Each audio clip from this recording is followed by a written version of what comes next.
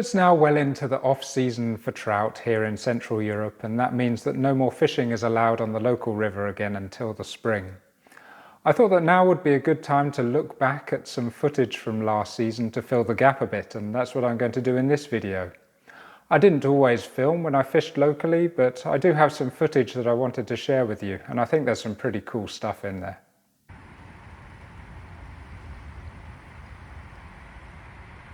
There are several species of fish in the river, the main one being the brown trout.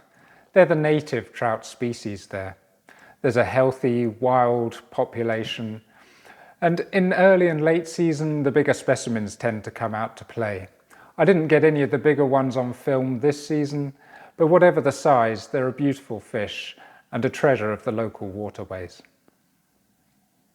Okay, let's try a black clink hammer.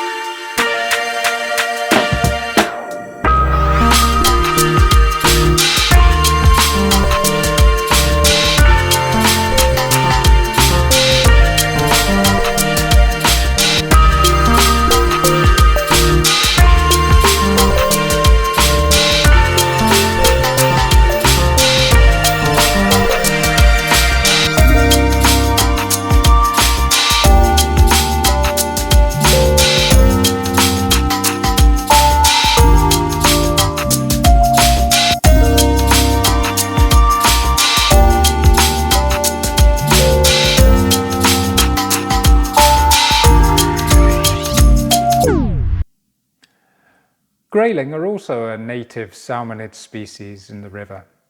Having pretty much died out locally over the previous decades, they've made somewhat of a comeback recently with a growing population. It's still quite a rare occurrence to catch one, but the fact that they're surviving and growing in the river is a great sign, since they're such a sensitive fish that rely on clean and cool water. In the early season, I was lucky enough to be recording a Grayling dry fly catch.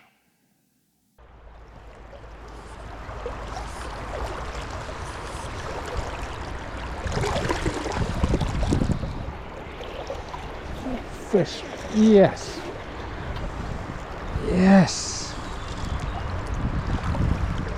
Little fish, but first dry fly eat. Nice.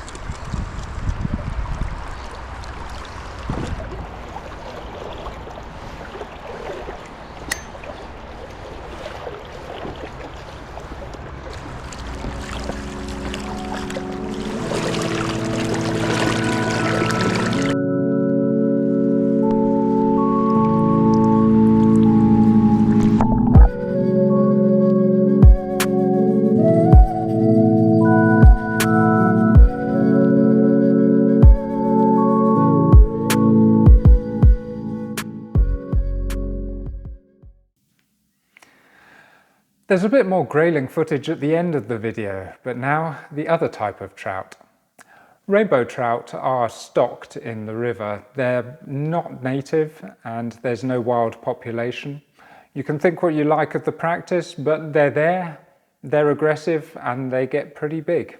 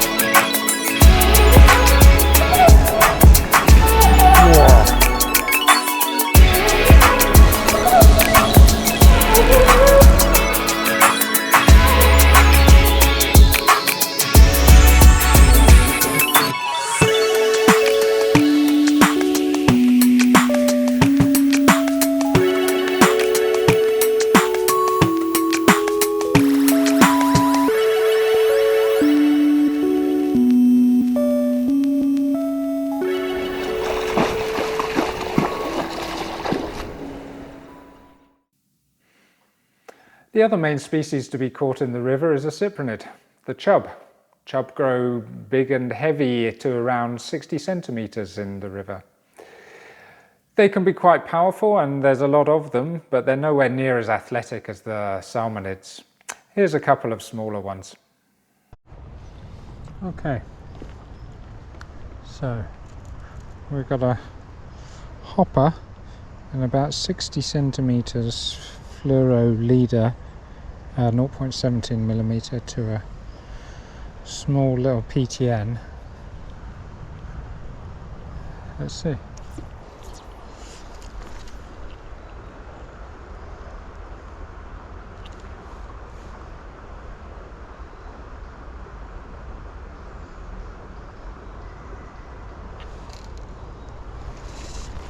Yeah, that worked for a tiny one.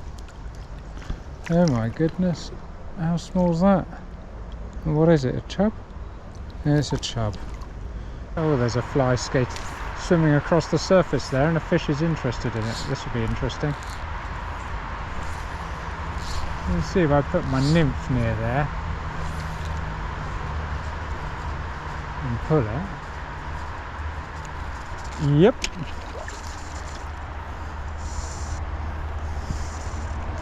What we got? It's a little chub. I think it's a little chub. Oh. Yep, little chub.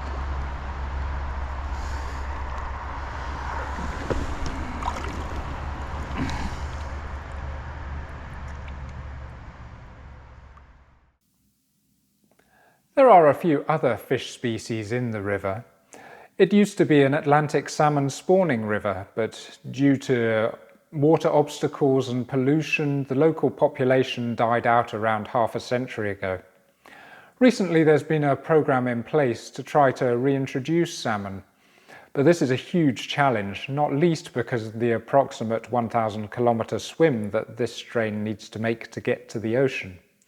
So while catching a salmon smolt is entirely possible, catching a returning salmon would be something of a miracle. In theory, it would be possible to catch a perch, though I never have.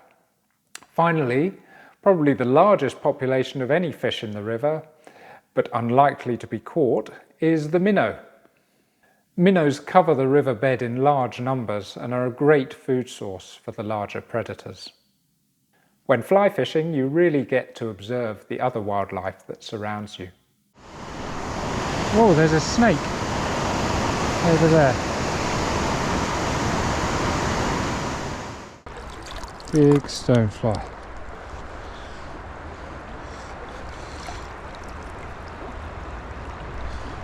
That is a snack. The majestic kingfisher is a common sight, but not so much from behind the lens. Mostly I love being surrounded by the wildlife, but sometimes it can get a bit hairy. This season a group of beavers decided to move into one of my favourite spots on the river. At first they would swim around at a distance and we would happily do our own thing. Eventually though they started aggressively swimming right at me. What the hell's that? That's a beaver. That is a beaver.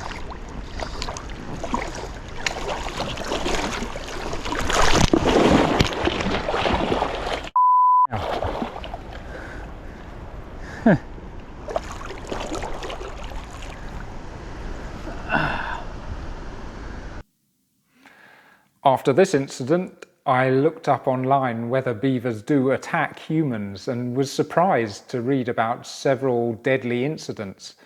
I also read about lots of cases of rabies being spread by beavers.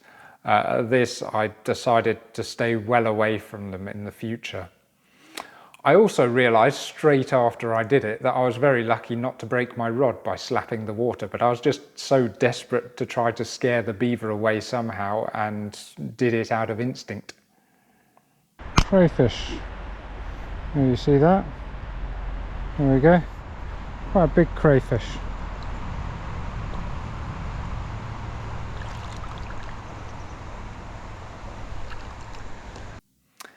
Of course, fishing doesn't always go according to plan. There are plenty of missed takes and ones that got away. At least now I have some proof.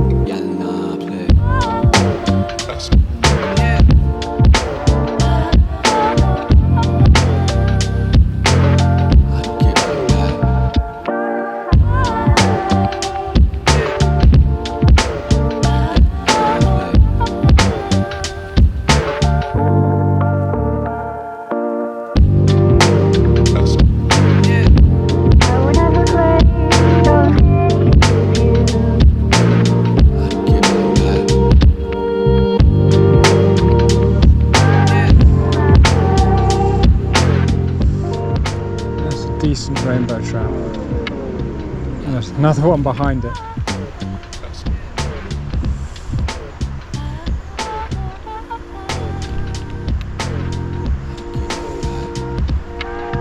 Oh, it came off. It came off.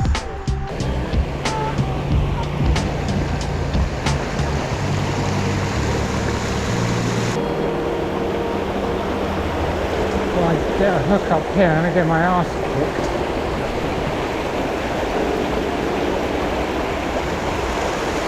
Oh, I've got one.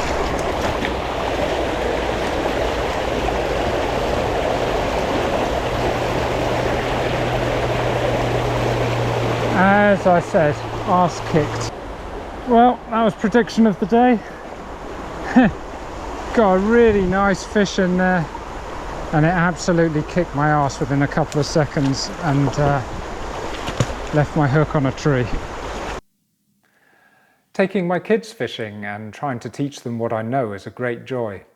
My youngest is still searching for her first trout but loving the journey. Her big sister is a bit of a trout whisperer though.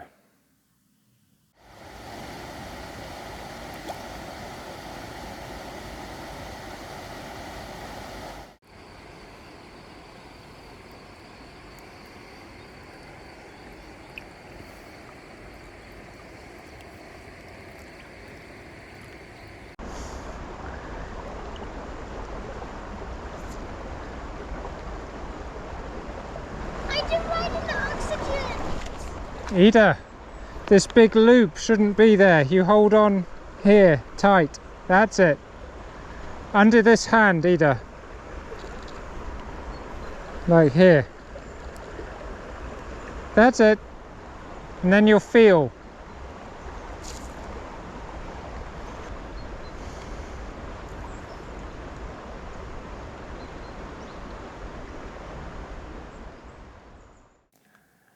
On the final day of the season, I was lucky enough to catch a grand slam of the 4 main species in the river. I wasn't so happy about the chub at the time though, as I was really after a big trout.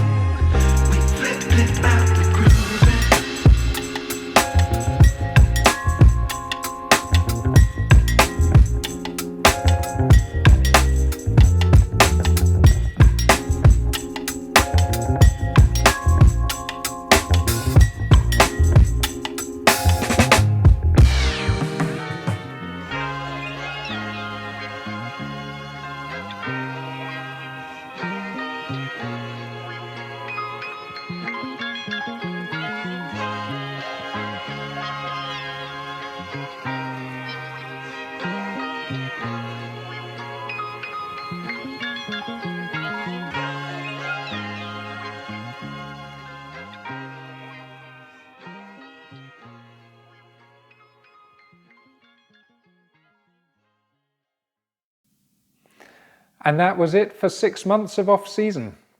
I hope you enjoyed my little guide to the local river. Thanks for watching, and I'll see you next time. Goodbye.